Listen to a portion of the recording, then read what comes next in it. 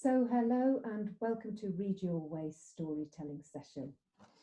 First need to check that you are warmed up for a story, so shake your hands out, shake them up, shake them down, shake them up, shake them down, shake them up and down, up and down, up and down, up and down, shoulders up and down, and up and down, stretch out the faces.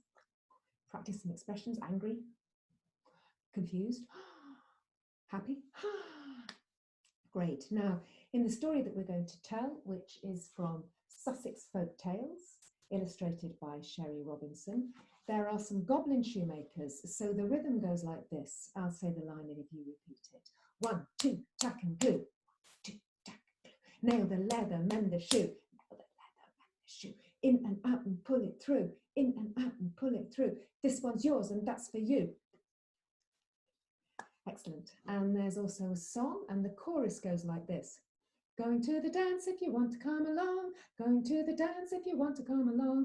Going to the dance if you want to come along. You can really go for that bit. Along and welcome in the spring. And when you do a bit of dancing, do grab anything that's nearby, like a cardigan or a cushion, and wave it around and just get into the spirit of the story, which is about this character, Puck. That's Puck to rhyme with luck and muck, and he's got bucket loads of both. He likes to squelch with water beetles, fly with bats.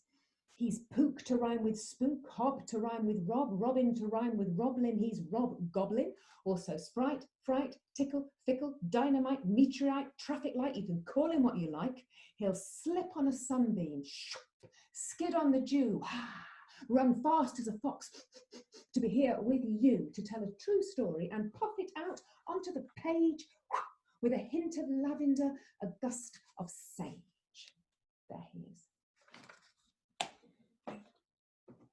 Fairies have been around since the beginning of time and will go on till never we mind. But every so often, once upon a time, there's a human they take a shine to. And Puck loved a girl called May because that girl loved to dance. On the chalk hills by the sea, because dancing set her free. And you could be assured if that girl was awake, she would shimmy, she would shake, even if it was just a strut at the sink or a skip between her steps.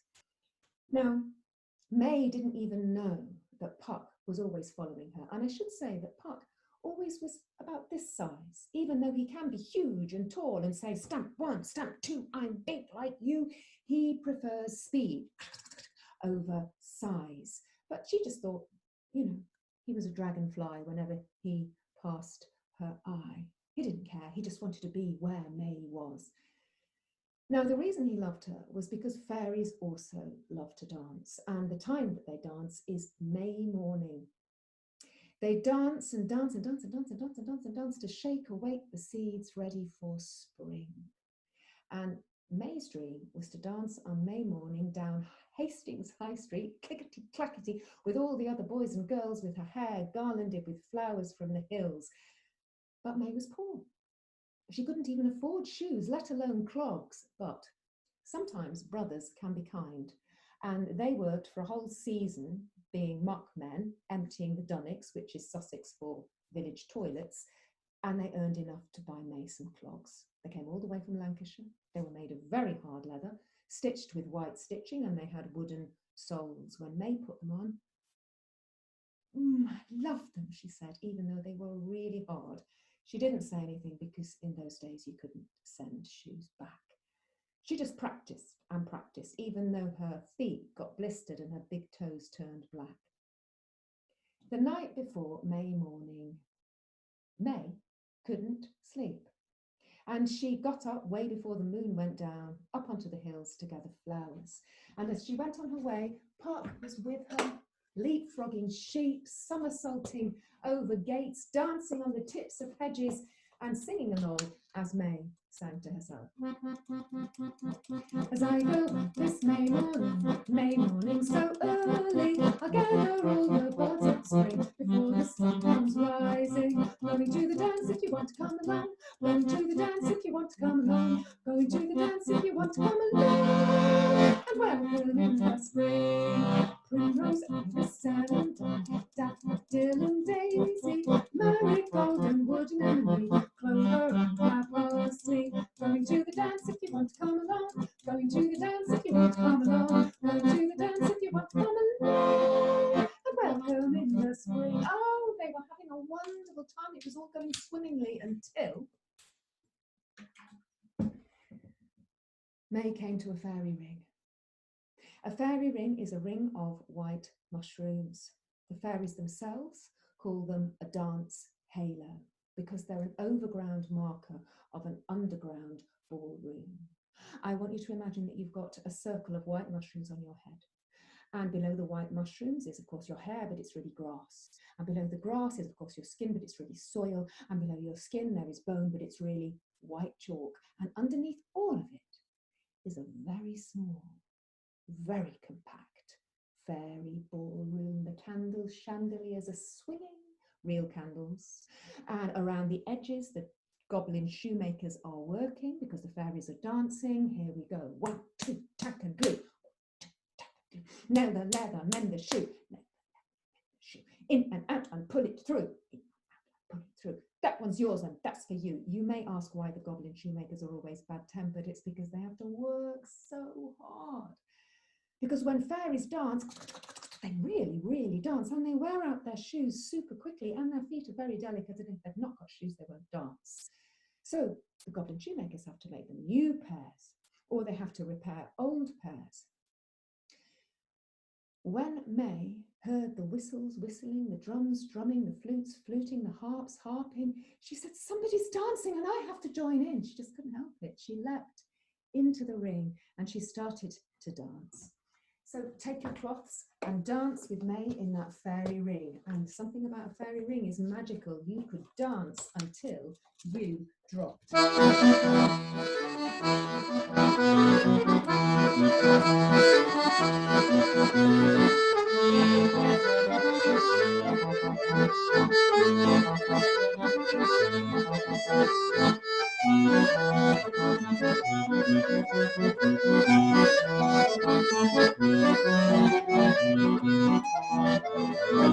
Was going crazy because as May was dancing, even though she was quite light-footed, her clogs hit the ground, and the ground affected the fairy ballroom. Everything in it started to shake. The chalk started to flake. The candle wax started to fall straight onto the heads of the goblin shoemakers. The goblin shoemakers threw their shoes to the ground. The fairies stopped dancing. The drum went out of beat. The fiddles began to get warped, and then a marvelous thing happened.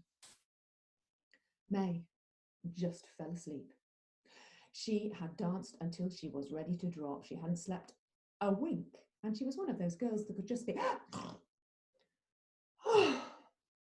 Puck was delighted, so delighted. He breathed such a big sigh of relief. Here we go.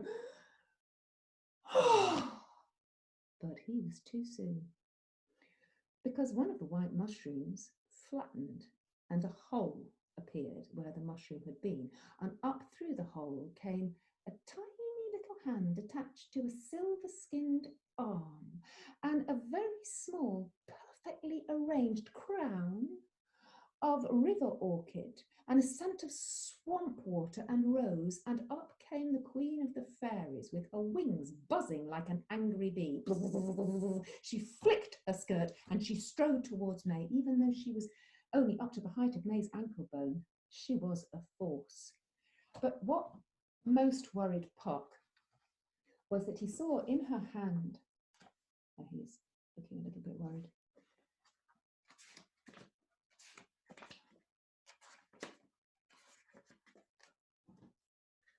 a bottle. Now this bottle had in it a tincture of mandrake root, and if the Queen of the Fairies smeared it over May's eyes, then she would shrink until she was no bigger than the size of a dormouse, and she could easily be kicked down that hole that the mushroom had left, down the stairs, into the fairy ballroom, and she would be given a very special drink from a buttercup cup. She would revive, and she would be full of energy and dance all night. Now, you may ask why that is a bad thing, because May loves to dance. It would be an experience for her, but remember this, never dance with the fairies, because if you do, You might go forwards in time and backwards in time, backwards in time and forwards in time, and who knows what time you might wake up. May might well get up the next morning, up the staircase through the little hole left by the mushroom, and she would be in a time where her beloved cart horse Sultan, she loved the smell of the honey tack leather of his neck, was bones in the field, or when her little baby brother had died 100 years before, a very old man. Puck said to the Queen of the Fairies, "Put that bottle down." She flicked round. "I will not," she said. "How dare she dance in our fair?" "Put that bottle down." Puck is fast. He grabbed hold of the Queen of the Fairies' wrist and he smashed the bottle. It hit the clogs and the two of them started to fight. The Queen of the Fairies and Puck.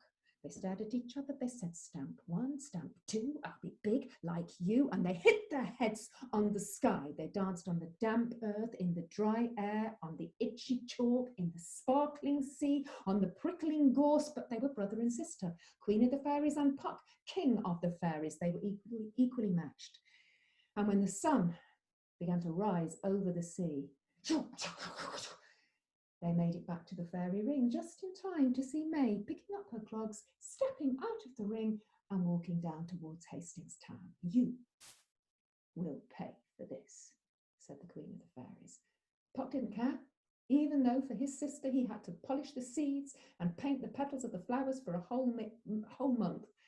May danced down Hastings High Street that May morning, and her hair was crowned with every type of flower.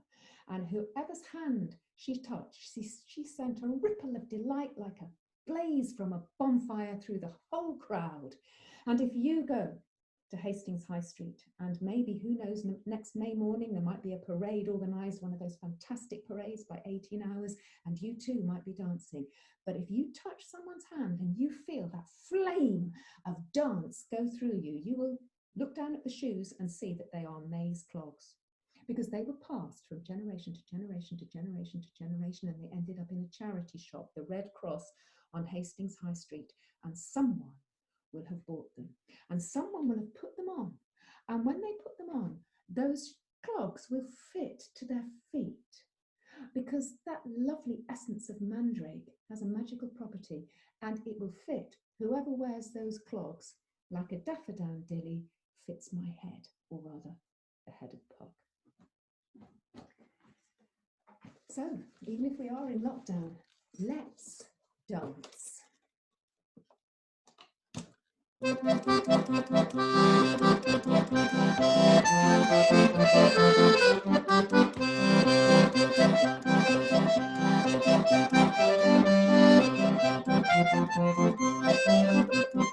I go out this May morning so early, gather all the buds of the spring before the sun comes rising. Going to the dance if you want to come along. Going to the dance if you want to come along. Going to the dance if you want to come along. Welcome in the spring.